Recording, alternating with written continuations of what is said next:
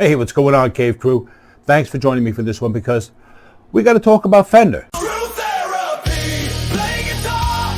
Now, I know, I haven't really been talking about that yet. That's because I was waiting for the other shoe to drop. I knew it would, and it did. So, let's get into it.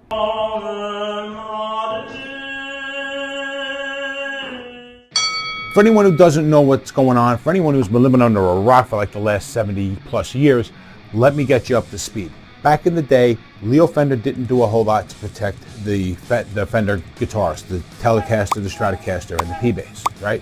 He basically just copyrighted them, feeling that these needed to be accessible to everybody, the body shapes, right? Because the body shape's an important part of the guitar.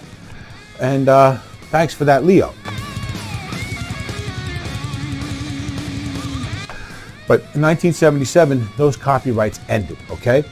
And when they did, the new owners at the time, they decided, well, we don't want to lose out on these things. So they fought for them, and they fought for them, and they fought for them, and they lost. And at the time, that had to be the end of it, okay? Because right around the time that they lost, the company changed, okay? The employees bought the company and changed to Fender Musical Instrument Corporation, right? But when they bought the company, they couldn't buy the inventory. They didn't have enough money for that. So the company basically started from scratch again, right? So they really couldn't do anything else at that time.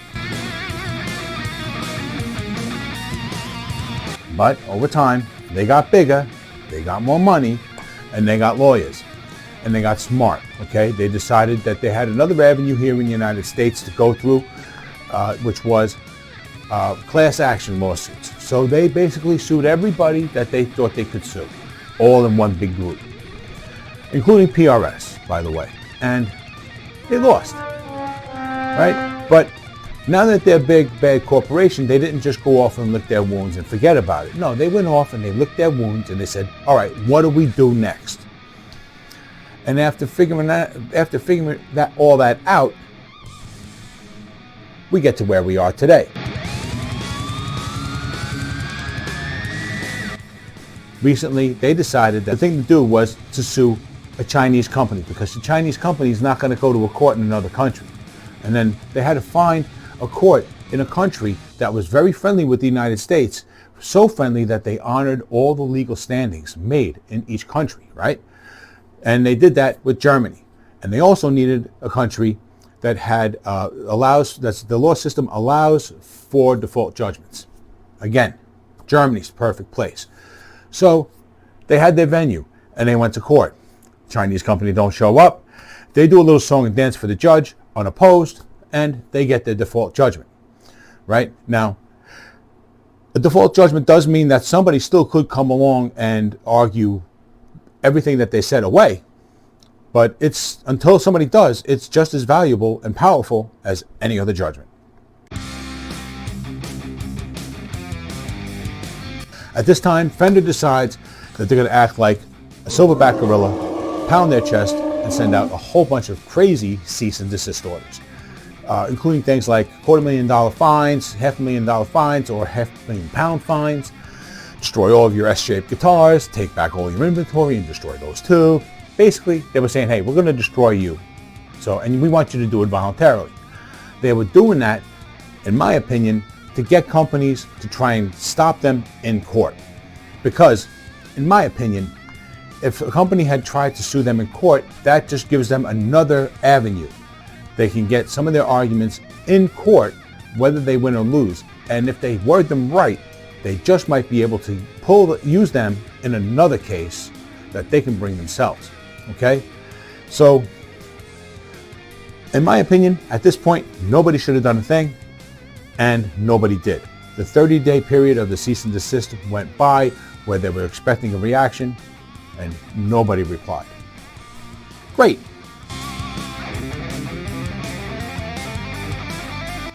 So, what happens from here? Well, now the ball's back in Fender's court, right? What did Fender do?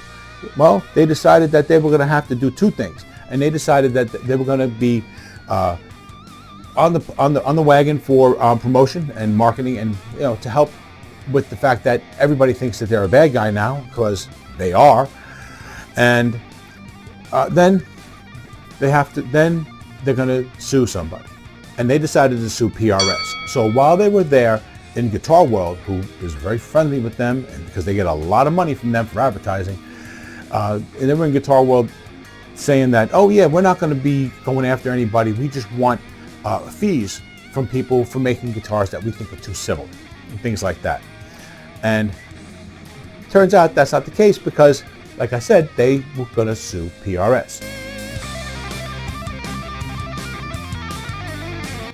So why do you think Fender went after PRS? I'll tell you what I think. I think they went after PRS because of the Silver Sky and every other guitar that they make that's a double cutaway. Okay?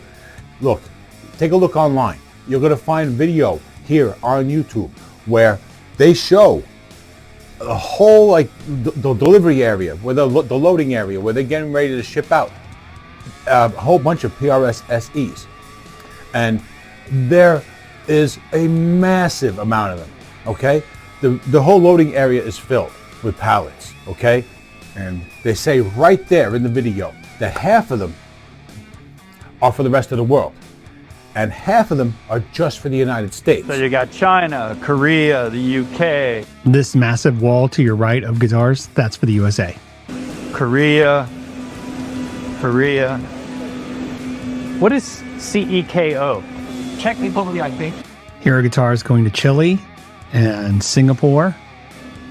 Got some Japan, Hong Kong. So about half the guitars go to the US. That's kind of our average, I'd say. Then about 25% go to the UK and to Europe. Right. About 8% go to Japan, and then the rest is split amongst the rest of the world. Right. Think about that. Okay? That's a ton of guitars. And Fender needs to win in the United States. The rest of the world almost doesn't matter. Yes, they will have some new territories open up to them for the first time soon, and they'll be able to be the only S-style guitar in those countries if they win all this stuff. But that's if they win. And you got to remember, Paul Reed Smith, he's a smart guy. He didn't go and design these guitars and just say, oh, okay, we're going to make them exactly the same. No, he didn't want to be the same as them. He tried very hard to make the Silver Sky look like its own thing, okay? And their other double cut guitars are clearly a combination of aesthetics from Fender and Gibson, okay? So I don't see them winning there. And there's no way they're going to win with the SE, in my opinion. There's been too many different things done to it, too many points of difference.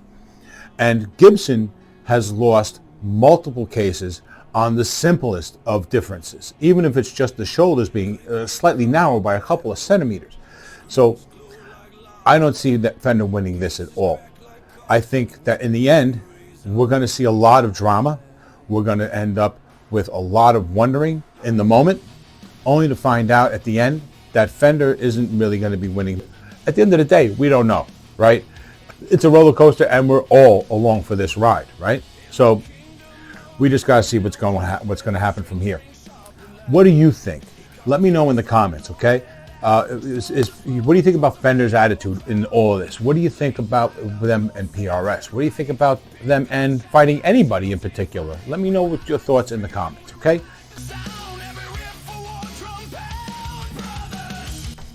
As for me, well, I think ultimately, whatever goes on from here, Fender's ultimately going to lose.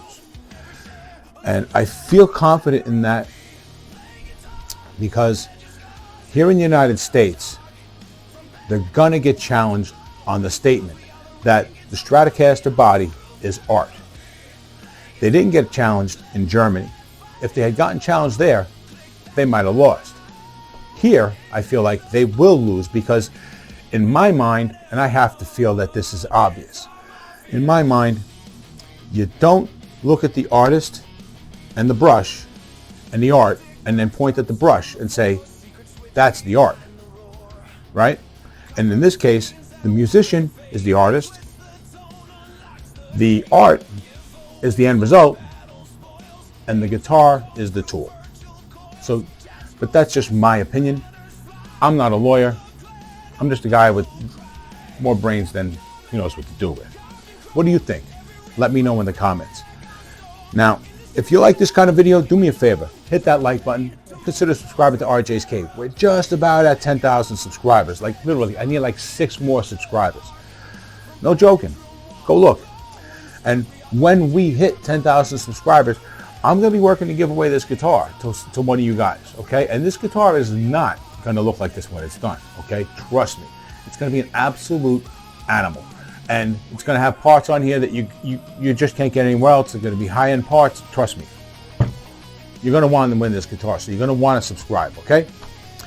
And if you want to support RJ's Cave, then please check out rjscave.com. That's where we sell our merch. You can buy hats, shirts, and you can also buy stuff for T's Guitars if you're looking for that as well.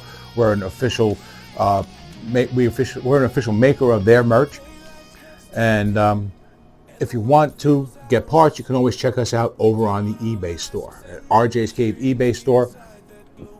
We sell lots of different guitar parts. You can find pickups, you can find bodies, you can find necks, and you can find our proprietary pickups, the Doombuckers, one of the hottest pickups you can find anywhere in retail. Okay, so if you're looking for something really hot, then you know where to go. They're also, of all these options, of all the top 5 options, we're the least expensive. So check us out on eBay, all right? Anyway, that's going to do it for this one. You guys have been awesome. I've been RJ. Until the next one, take it easy.